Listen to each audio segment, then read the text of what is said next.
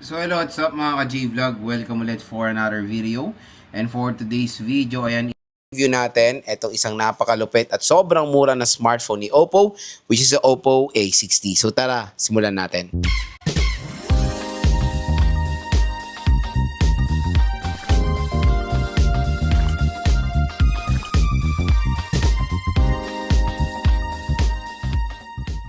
Mga ka-J-Vlog, another full review na naman tayo, and this time itatakil natin itong isang napakamura at sobrang sulit na smartphone ni Oppo, which is the Oppo A60. So itong smartphone na to ay lumabas lang or recently lang lumabas ito sa Philippines with the price tag na 6,500 pesos for the 4G64 at 4G128 is 7,500 pesos. Pero ang magandang balita, tap mo yung video, view products, may lalabas po dyan na link. Mura nyo lang makukuha dyan ang Oppo A60. Again, official store po ni Oppo yan.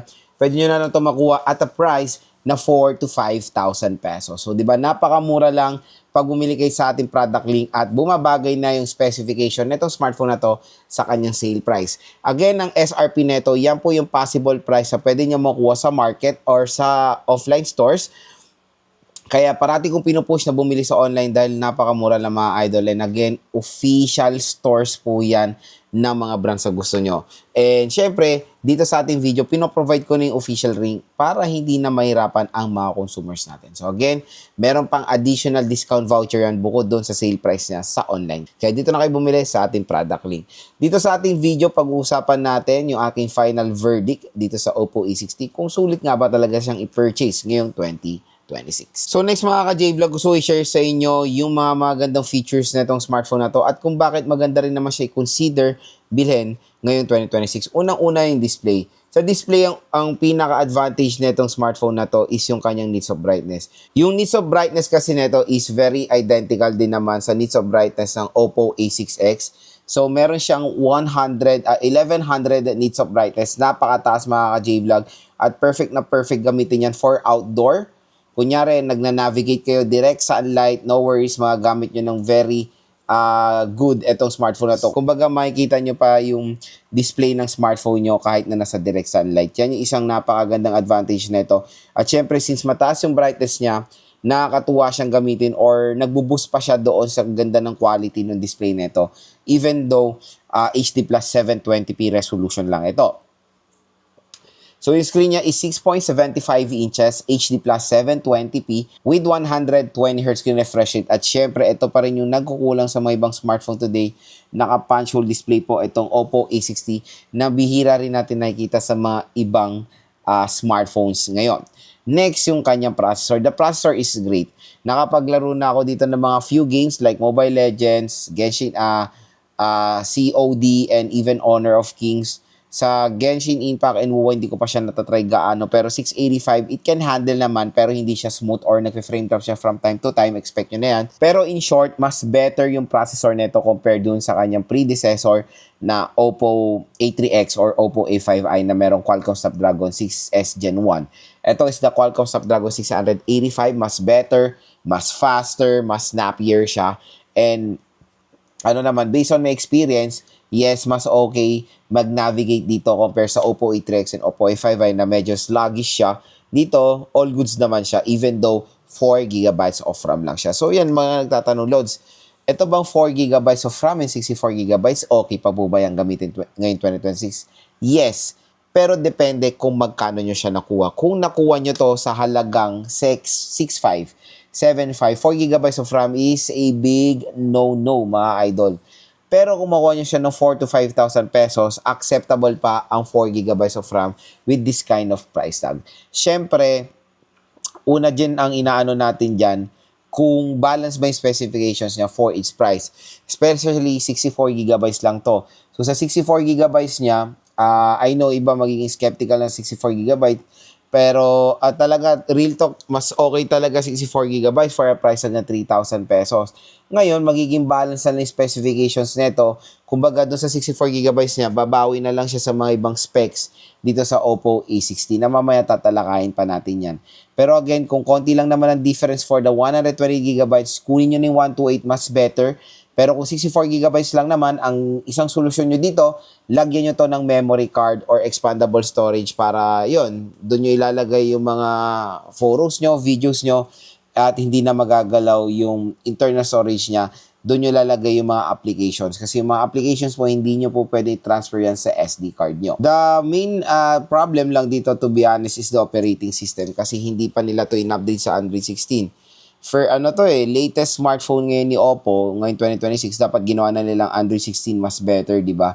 Pero out of the box, naka Android 15 pa siya. So, 50-50 na ma-update pa to sa Android 16. Pero malakas naman yung chance natin na ma-update to sa Android 16 kasi yung Oppo A3X, nagkaroon siya ng isang update, di ba? So, dito, imbis na sana Android 16 para ma-update pa siya sa Android 17, hindi. Maghihintay pa kayo ng Android 16 update dito sa Oppo A60. Yun lang naman yung nakakalungkot na part. Pero yung Android 15, don't get me wrong, matagal nyo pa yan magagamit sa market, matagal pa yan masusupport ng mga applications. Next yung camera. Yung camera na gustuhan ko talaga. 13 megapixel camera siya, pero ang linaw mga idol. So, tingnan nyo naman yung tinake kong photo sa Valley Point sa Baguio City. Napakaganda po mga idol. Ayan, no? Napakalinaw. The front-facing camera is great din.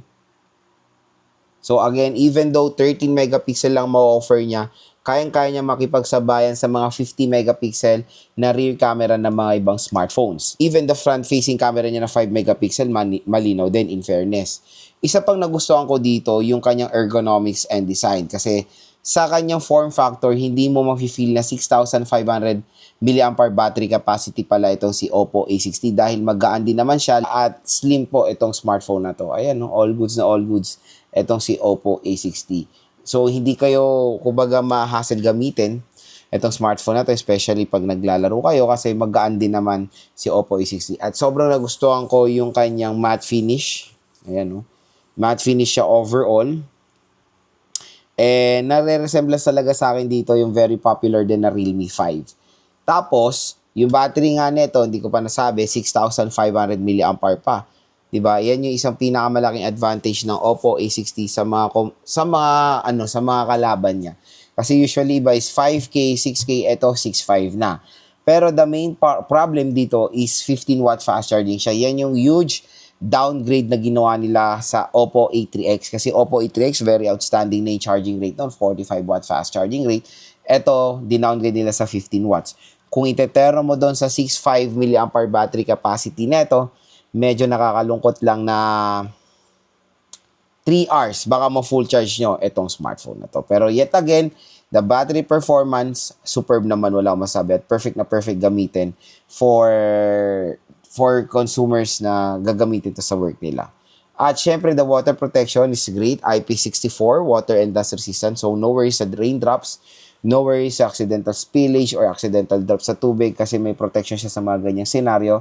Pero again, it is not advisable na submerge to sa water kasi mababa pa yung kanyang protection. Pwede lang siya again sa mga sinabi kong scenario like raindrops or mga accidental drops or spillage. So yun mga ka-J-Vlog, so far yung mga nagustuhan ko dito sa Oppo A60. Ang dami niya naman mga gagandang specification, mas marami siyang pros compare sa cons. Kaya mas nagiging balance yung specifications niya for its price. And hopefully, nakatulong itong mga sinabi ko sa inyo kung nagde-decide kayo bumili nitong Oppo A60.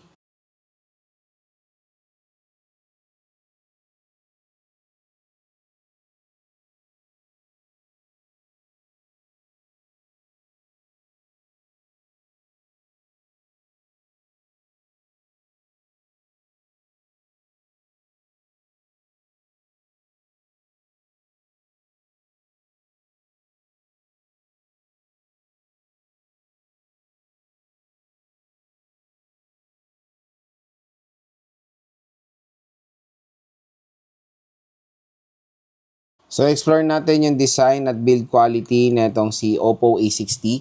So, as you can see naman dito sa design nito, yun nga, tulad ng sinabi ko kanina, is nagre-resemblance siya sa Realme 5. Ayan, o. Especially itong color na to. Pag tinitilt yung ganyan, tiyan nyo lumalabas yung effect niyang ganyan. Napakaganda. So, meron tayong dual rear camera setup dito and a flash. So, ergonomics and all, napakaganda dito sa Oppo A60. Hindi nyo ma-feel yung pagka 6,500 mAh battery capacity nito. Dahil sa kanyang 6.5 Medyo okay naman yung thickness niya. Tapos, ayan yung kanyang dual camera na in reality sa lang talaga gumagana dito. Tapos yung flash. Sa left side is, sa right side nandito yung ating power button / fingerprint scanner and yung volume rocker. Sa taas naman ng smartphone wala. Sa left side is yung SIM tray. Sa baba naman is a 3.5mm headphone jack, microphone Type-C port, and yung speaker grills. And sa bibili na itong smartphone na to, meron po siyang included na screen protector out of the box. At ito yung free na jelly case niya. Napakaganda naman. Ayan. So at least black na siya. Hindi na siya prone sa mga yellowish na case, di ba? Tapos sa display, punch hole display na merong mataas na nits of brightness, itong si Oppo A60. Napaka-solid mga idol. Ayan. Smooth na smooth. Napakaganda ng overall display na ito. Next, explore natin yung camera app ni Oppo A60. Ayan, so nandito tayo sa photo mode. Meron tayong 2x hanggang 10 times digital zoom tayo. Meron tayong flash, EV, Google lens, and of course, ito yung mga iba't ibang settings niya like aspect ratio, timer, auto HDR, at marami pang iba. Sa video naman, ang pinaka-max sa resolution niya is Full HD 1080p up to 30 FPS tayo. Meron tayong Pro mode, portrait mode for background blur. Tapos sa more, meron tayong night, high resolution mode, panorama, time-lapse, and stickers. Tapos sa front-facing camera naman, ayan, meron tayong portrait mode din for background blur. Photo mode, ayan. Okay. Sa video, pinaka-max na resolution niya rin naman is Full HD 1080p up to 30 FPS. So yun mga ka-J-Vlog, ang camera app ni Oppo A60. Very, very simple lang. So, speaker test tayo dito sa Oppo A60 at try natin yung kanyang. So, meron siya single speaker. Ito siya sabi kong view product. So, ayan, sa gilid lang naman. Welcome ulit for another video. And for today's video, ayan. So, wala siyang any volume booster. Napakasulit at sobrang mura na smartphone yung Infinix. Isa lang speaker niya. Ang Infinix Smart 20. So, tara, pag-usapan natin.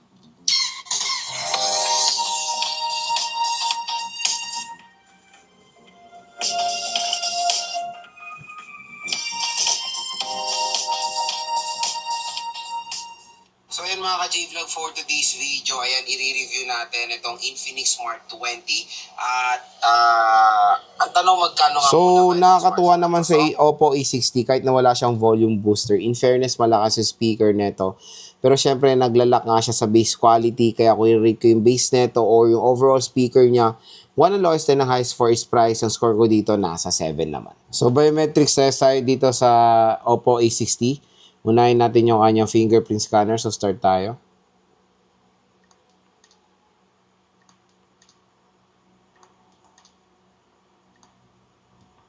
So, pagdating sa kanyang fingerprint scanner, ayan, fast and accurate naman.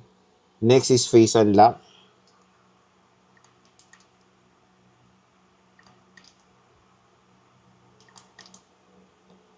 Ayan, so, pagdating sa face unlock, fast and accurate din. Yun mga ka-J-Vlog, ang ating full review dito sa Oppo A60.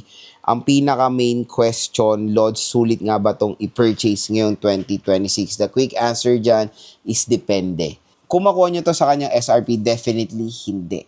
Kaya nga, yan ang possible na price na makuha nyo sa online, 6.5 or 7.5. Kaya pinupush ko kayo bumili dito sa ating product link. Tap mo yung video, view products, mura nyo lang makukuha tong Oppo A60.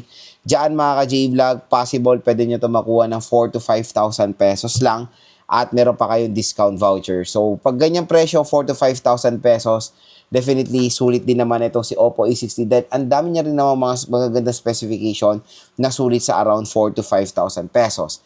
Like yung kanyang processor, Qualcomm Snapdragon 685, 6,500 mAh battery capacity, outstanding camera performance, napakataas ang nits of brightness, 120Hz refresh rate, punch hole display, at meron siya napakagandang design and ergonomics. So again mga ka-J-Vlog, kung interested kayo dito, huwag na kayo magdalawang isip pa. Dito na kayo bumili sa ating view products. Mura lang tong. So nakaka-appreciate din naman to si Oppo A60. Napakamura at in fairness, in-upgrade nila yung processor nito compare sa kanyang predecessor, kaya medyo snappy na mag-navigate dito sa smartphone na to. So, abangan nyo na lang din yung ating game test sa Oppo A60 kung saan itetest natin sa mga iba't ibang games. Pero overall, Pero final verdict ko dito kung i-rate ko siya sa price tag na 4 to 5,000 pesos. Ang score ko for the Oppo A60 overall specifications niya, nasa